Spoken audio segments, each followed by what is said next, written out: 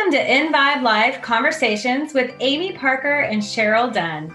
By tuning in, you are joining a community that will inspire you to increase balance, wellness, and joy in your life.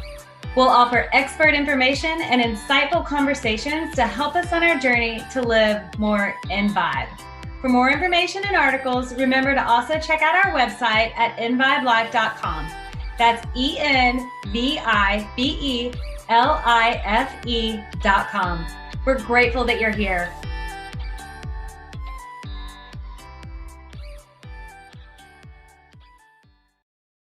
Hello, welcome to the In Vibe Life Conversations podcast with Amy, Parker, and Cheryl Dunn. Welcome. Welcome. We're glad you're here, and we are going to discuss vulnerability today. And I'm actually shocked that in our whole season 1, we never really talked about it.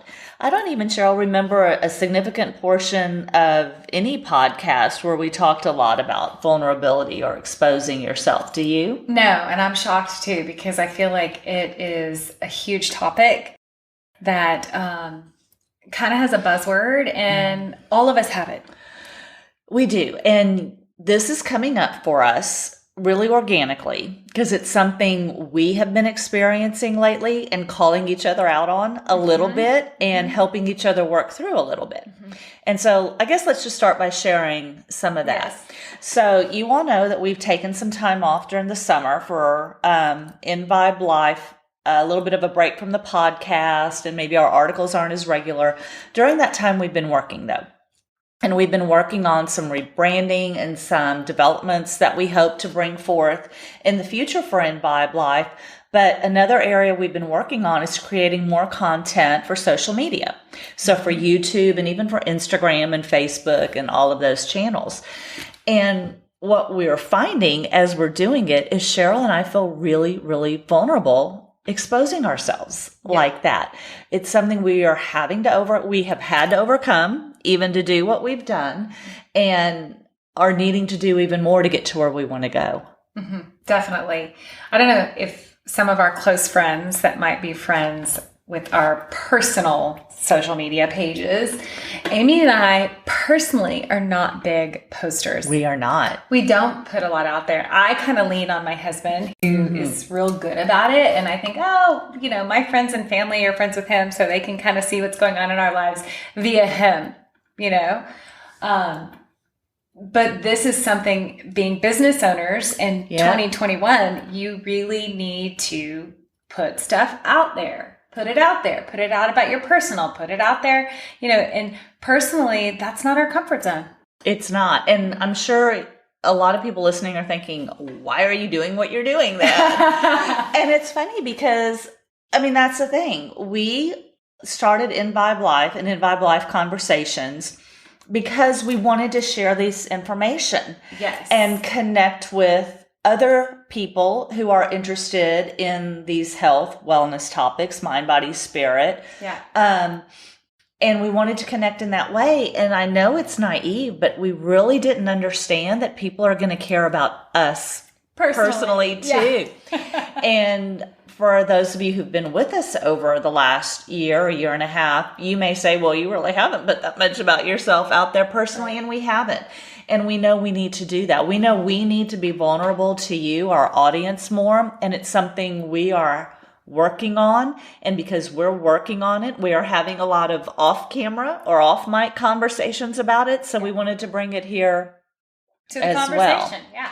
Okay, so let's start with the definition. I always like to go to the dictionary, right? I always think it's so interesting to see what is kind of the time-honored or time-honed definition of something. And so often they do ring true to, even you can go into all sorts of new age and psychological and philosophical writings. And the core of them is often whatever you find in Merriam-Webster Dictionary. Okay, so this is from the Oxford Languages Dictionary. The quality or state of being exposed to the possibility of being attacked or harmed, either physically or emotionally. Yeah. So to me, that goes to shame.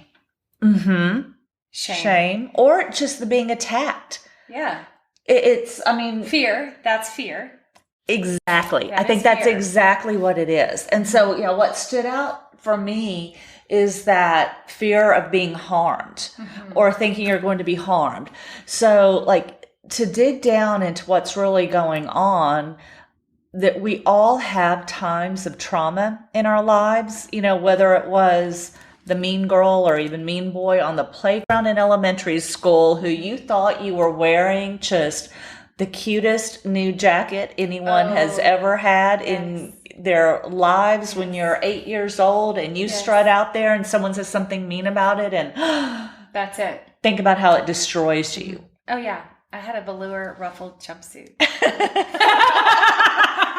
love velour jumpsuits. Yes. And my mother and grandmother loved it and wanted me to wear it all the time, and I loved it. And I know a kid made fun of it, and I never wanted to wear it again. Exactly. And so we all have those moments, and for those of us who are women, the mean girl moments in high school. Although I have 3 boys, I think it happens with boys too. I think so too. I had to deal with this with my children the other day. One of them said something to the other one, and it hit me to the core. And I don't even think that it bothered them as much as it bothered me, but it rang true for me from probably something way down, and it was about body shaming. Yeah. That's a reality for women. Right? Again, and men. And men. And more young boys. But, listening to topics on vulnerability and finding that, the root of why it's hard to be vulnerable is shame. And shame, where that comes from the most, not even like the mean girl on the playground, ourselves. We judge ourselves and we shame ourselves more than anyone else could do that to us. And so we're scared if I show this to everyone else, they're going to see what I really know about myself. They'll not value me as much. That I'm not worthy, that I don't have it all together, that I'm not good enough to keep up with them or this or whatever. But again, I do think it's important to realize that part of what's happening is that memory of those past hurtful experiences or traumatic experiences, and fear that if you expose yourself, it'll going to happen again. And that, you still remember the velour jumpsuit. Yes. It just, and we all have those moments. And so they become so deep in us, we want to try to do things to put a little shell around it and protect ourselves from those velour jumpsuit moments happening again. And I think that's a lot of what you and I are having to deal with right now. And then, there are all sorts of terms like imposter syndrome and things like, who is she to think she can talk about that? Or I think there's a fear about that. Yeah. That definitely comes up with Amy and I. We started a podcast basically wanting to talk about our conversations so that everyone else can hear them, right? So there's a piece, and Amy and I worked with an awesome lady, Julie Haber. Yes, and she really helped Amy and I name that person in our head that we've talked about this, she helped us. Our inner saboteurs. She helped us name that person in our head that was sabotaging us and shaming ourselves. And that is a great tool we used it because it comes up a lot when Amy and I talk about what we're going to record, how we're going to do it, maybe a new platform we're going to put it on, or we're going to talk about a subject that is not maybe our comfort zone. Vulnerability, right? The first thing that starts to happen is that voice in your head saying all those things you said earlier. I'm not worthy. Who am I to think I can talk about this? I'm not an expert. I don't have a psychology degree. You start doing that to yourself, and that's hard to overcome. It is. And so, I guess that's one thing to say about this. This takes work. It takes a lot of inner work. And I wouldn't say that we're totally over it. I'm not at all. I think it's this is still one of my hardest things in life. And we've just talked about it for personally and goals. We haven't even yet brought up relationships where it's very hard to be in intimate relationships where you're really exposing parts of yourself that maybe aren't beautiful. I think it's such a great tool for us to recognize it. Like Amy and I have such a relationship that when something is coming from this place of shame or from that inner saboteur, we can point it out to each other and grow from it. That is an awesome friendship and relationship to have. And not very many people, I think, have that. No, I don't either. So then I think before we started this, it would have been great to establish it on your own, to recognize that, okay, that is this person in your head that's, saying those bad things. That's not right, or it's not okay to have that. And by the way, our saboteurs, for those of you who haven't heard, mine is meanie. And mine is lowly. And that meanie is a critical. Yes. Who do you think you are? Or why are you doing this? Or look at you, trying to act like you are this or that or the other. Yeah. Mine is more of an unworthy. Yeah, but they're both unworthy. They're both unworthy. The point I was going to make is they both come from feeling unworthy. They really do. And so that's, I think, a lot of shame and fear. And we've said many, many times, I think a lot of hindrances to achieving what we want in life, whether it's external, let's go start a new business. Yeah. Or whether it's, I'd like to manifest some different qualities in my life. One of the biggest hindrances to all of those things is a feeling of unworthiness of having those things. And I think that a lot of people, I think if you recognize vulnerability, and that's coming from maybe shaming yourself, and then recognize, why are you doing that? Where is that coming from? But then understand that being vulnerable is the ultimate seed or breeding tool for creativity, and so being vulnerable is really stepping out on a limb and going for it, no matter what the critic is going to say, right? That's because when you're everything, when you're creating, the very and I'm just brainstorming, listening to what you're saying, you're doing something new. You're bringing forth something that is new or different or unique from anything that's been done before. That's the definition of it, because it's your unique, even if it's, a picture of a banana that you're painting, it's your unique take on that picture of a banana. So it's still new and unique. And if it were me drawing it, it would look barely like an arc that may be yellow, right? I didn't mean to I know. About you drawing it. You should. By the way, I have a great design aesthetic. Can't draw a thing. I can't draw a thing. Can't draw a thing. But when you're putting something new out there, that's scary. Yeah. Too, that you're doing something that's never been done before. And so, I think many people have read or know who Brené Brown is. If you haven't, go check out Brené Brown. Right. I think her Netflix special is still on Netflix. It's been there a couple of years. Yeah. So watch her Netflix special, because she sums a lot of stuff up in I don't know what it was, an hour and a half long lecture that's very entertaining. Time flies. I've read several of her books, and then she has TED Talks, and that's what made her famous. Yeah. She is a psychologist who has spent her entire career researching vulnerability.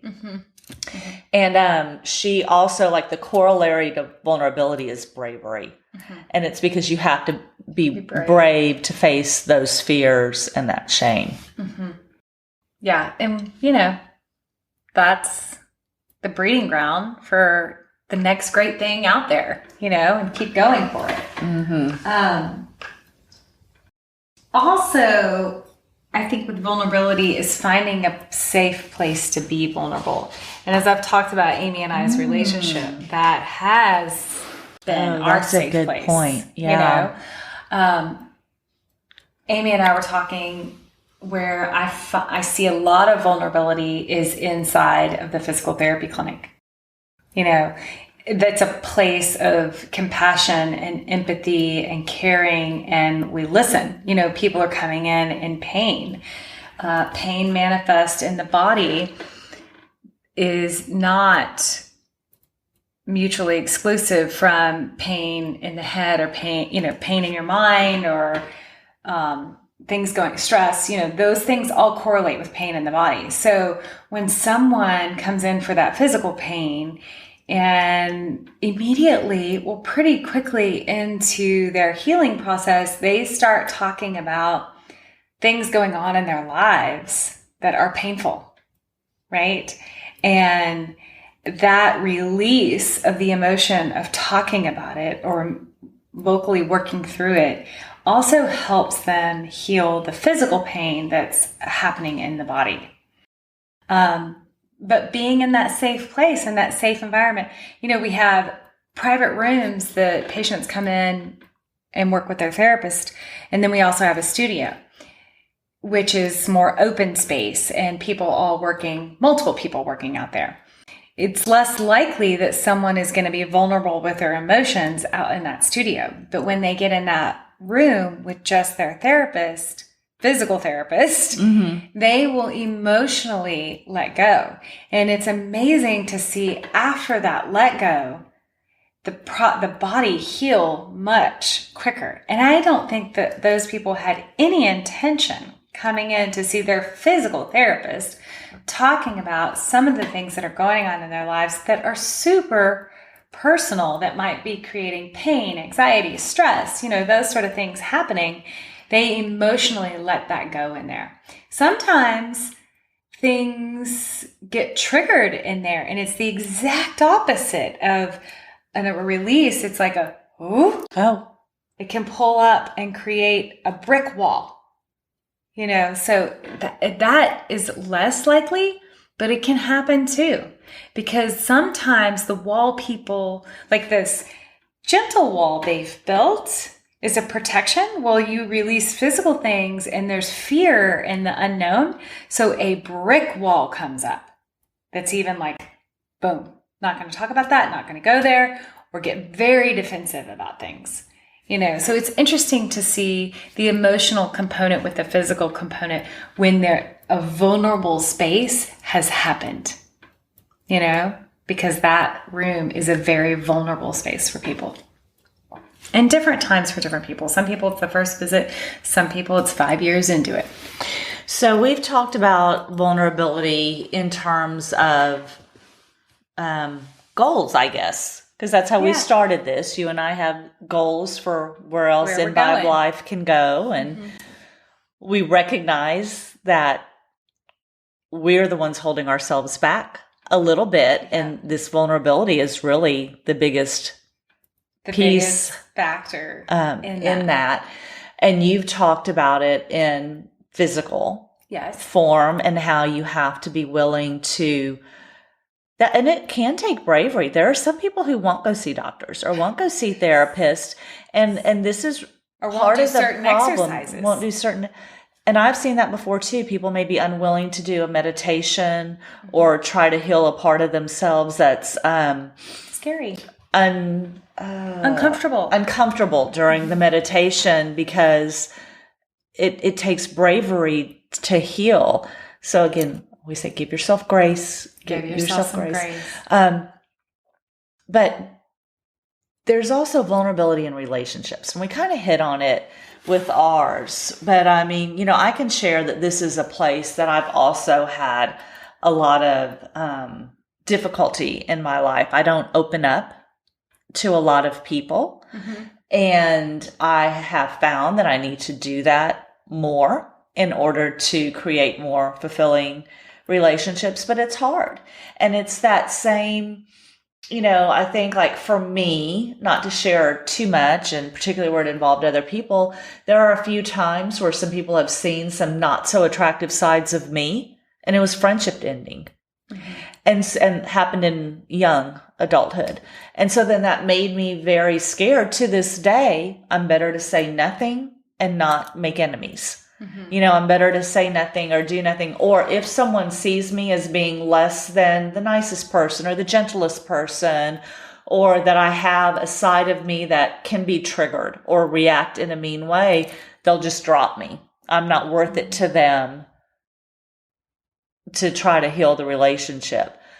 And that's been very hard for me and something I'm still dealing with. But I think a lot of people have a hard time exposing their true selves in relationships. And, social media is kind of an example of this.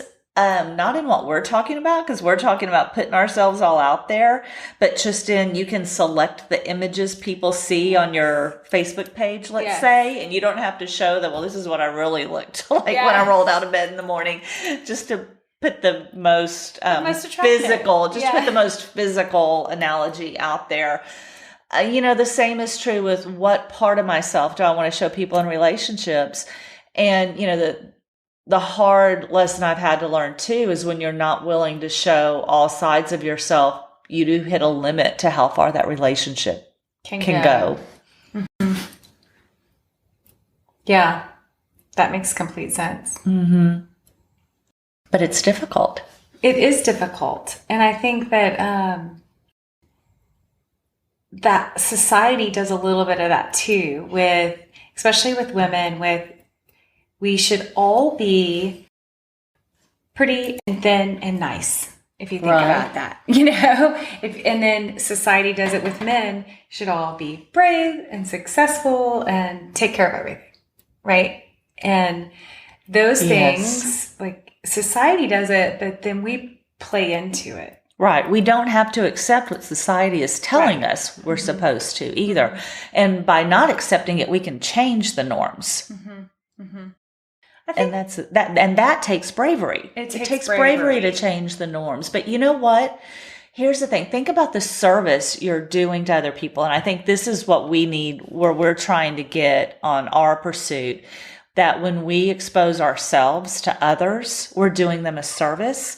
Because just to go back to that Facebook analogy, if everyone really took a picture of what they looked like, 5 seconds after they get out of bed, it would make everyone else feel better about how they look the 5 seconds they get out of bed, right? Yeah. The unfiltered photos. I mean, if we really saw those unfiltered photos of people, and I mean that as an analogy to, everything, I have a great marriage. Everything's not perfect. This stuff goes on. Have a good family. Everything's not perfect. This stuff goes on. If we saw those imperfect parts of people, we would become more loving even to those imperfect parts of ourselves. I think one thing that really helps me is we've talked about this author as well, Gary Zukav. Yeah. And he refers to our life and our experiences as the Earth School, right? And these feelings of vulnerability that you have are here for a reason for you to learn from. Right. So that and learning when you're in the Earth School.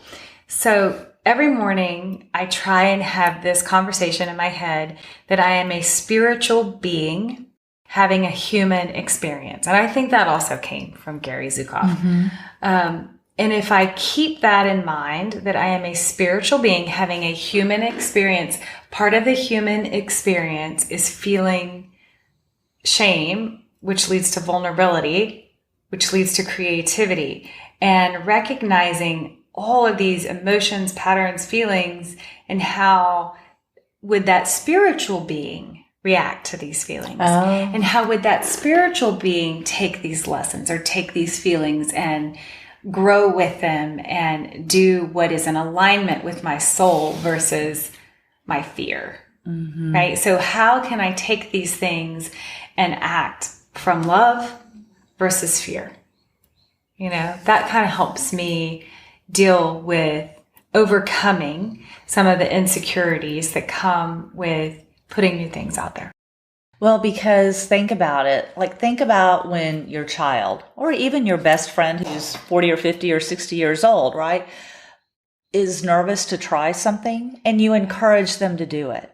Like, it looks so much better than you think it does. Or just try. And again, this is Brené Brown. Being brave is the quality to go after. Being like, we're going to celebrate bravery, even if you don't get the successful result you want. The bravery itself is the success, and how you applaud and encourage other people to do that, be that generous with yourself is what you're saying. Show yourself that same love and generosity of spirit in trying something One thing new. I often tell my children and my students is that master only means you failed more times than the beginner ever tried.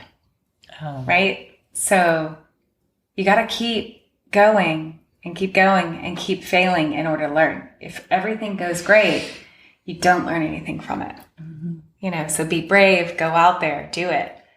Be vulnerable. Right. Yeah, because I think for yourself and everybody else. What we're learning and advocating here, let's say advocating here, is not to eradicate vulnerability in your life, but let's all go embrace it. Let's all go be vulnerable. Learn from it. Together and learn from it. And who knows what it might bring to us then. Right. So. Awesome. Well, I think this is a good introduction. Yeah, I hope you guys enjoyed it. Yeah. Maybe we'll come back and talk about this topic again and go a little bit deeper, but maybe we'll be more vulnerable next time. Right. But thanks for listening. And if you enjoyed this, please go share it with your friends. Push subscribe on that little button or like if you're hearing it. Go check out our website at invibelife.com. Yep. And thanks for listening. Thank you for listening to Imbibe Life Conversations. For more information and to join our community, be sure to check out our website at invibelife.com. We look forward to sharing with you.